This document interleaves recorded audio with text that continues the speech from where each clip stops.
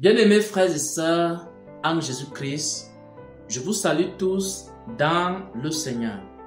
J'espère que vous allez bien par la grâce de Dieu.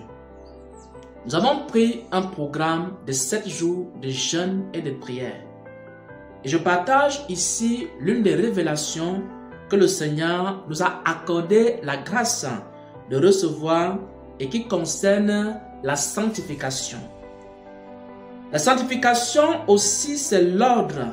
La sanctification aussi c'est l'ordre. Je vais vous donner les instructions que le Seigneur nous a données à ce sujet. Mais avant cela, j'aimerais que nous lisions une portion des Saintes Écritures.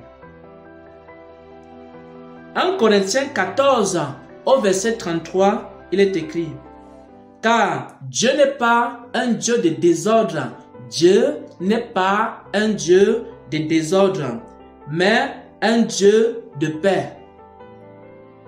Dieu n'est pas un Dieu de désordre, mais Dieu est un Dieu d'ordre.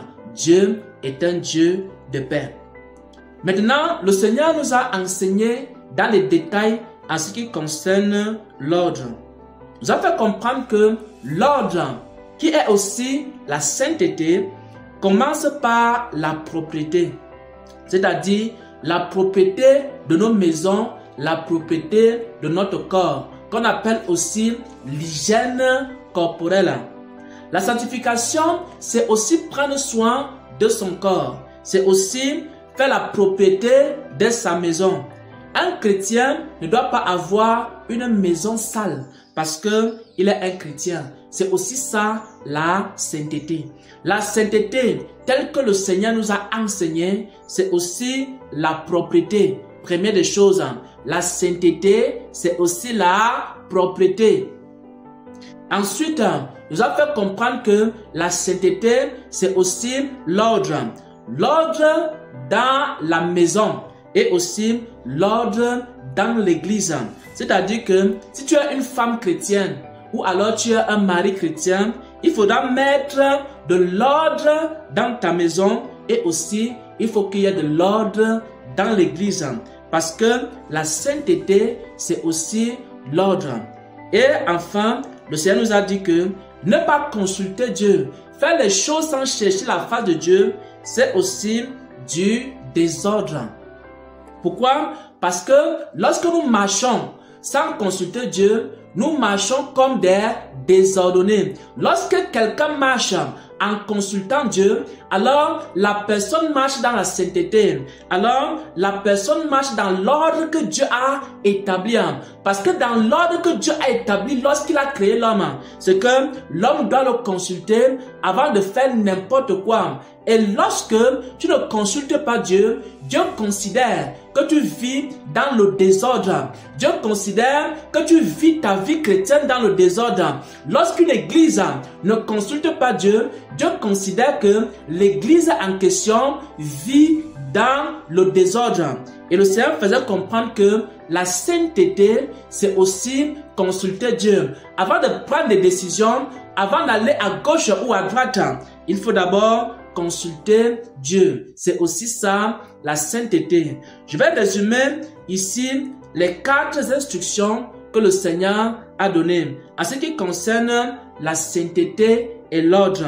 La référence biblique, c'est 1 Corinthiens 14 à partir du verset 33. Et les instructions sont: première chose, la sainteté, c'est aussi la propriété. La propriété de notre corps, la propriété de notre maison, la propriété de nos chambres. Ça, c'est aussi la sainteté. Deuxième chose, la sainteté, c'est l'ordre dans la maison. Il faut mettre de l'ordre dans vos maisons. Et vos maisons seront considérées aussi comme étant des maisons sanctifiées. Que ce soit l'ordre en ce qui concerne la propriété, que ce soit l'ordre dans la vie de vos enfants, vous êtes également en train de sanctifier vos enfants. Il faut mettre de l'ordre dans vos maisons, il faut mettre de l'ordre dans vos foyers. L'ordre aussi doit régner dans l'église. La troisième instruction ici, il doit aussi avoir de l'ordre dans l'église. Dieu ne se trouve pas dans les églises où il y a du désordre. Les serviteurs de Dieu doivent mettre de l'ordre dans leur église, de manière à ce que tous ceux qui ont reçu un appel, que chacun marche selon son appel. Que ceux qui ont reçu la grâce d'enseigner, qu'ils enseignent. Ceux qui ont reçu la grâce de chanter, qu'ils chantent. Ceux qui ont reçu la grâce d'évangéliser, qu'ils évangélisent. Et que chacun soit à son poste. Et c'est ainsi que vous allez mettre de l'ordre dans l'église. Et enfin, le Seigneur a révélé à la sœur en question que ne pas consulter Dieu, c'est aussi du désordre. Lorsqu'on ne consulte pas Dieu, on vit dans le désordre. On vit non selon le plan de Dieu, mais on vit selon notre propre plan. Lorsque quelqu'un ne vit pas selon le plan de Dieu, alors la personne vit dans le désordre selon Dieu. Lorsqu'une église ne marche pas selon le plan de Dieu, Dieu considère que cette église-là vit dans le désordre. Si tu veux vivre dans l'ordre, il faut consulter Dieu. Parce que Dieu considère les personnes qui ne le consultent pas, les personnes qui ne cherchent pas sa face, comme étant des désordonnés. Des désordonnés. Une personne qui ne consulte pas Dieu est un désordonné. Sur le plan spirituel, Dieu te considère comme un désordonné. Tu fais comme tu veux, quand tu veux, où tu veux. Pourquoi? Parce que tu ne cherches pas Dieu. Mais lorsque tu mets ta vie en conformité avec la volonté de Dieu, alors Dieu considère que tu es ordonné et il considère que tu es une sainte personne. Voilà donc, bien-aimé, ce que le Seigneur m'a mis à cœur de partager. Et l'enseignement, la révélation a été reçue par une sœur. C'est une sœur appelée Mama Dorcas. Elle a partagé cela pendant ce programme de 7 jours de jeûne et de prière. Et la référence biblique, c'est 1 Corinthiens 14 au verset 33. Le Seigneur nous dit que la sainteté, c'est aussi l'ordre. L'ordre qui parle de la propriété. L'ordre dans la maison, l'ordre dans l'église, l'ordre en consultant le Seigneur. Soyez bénis, soyez fortifiés par la grâce de Dieu. Amen, amen, amen.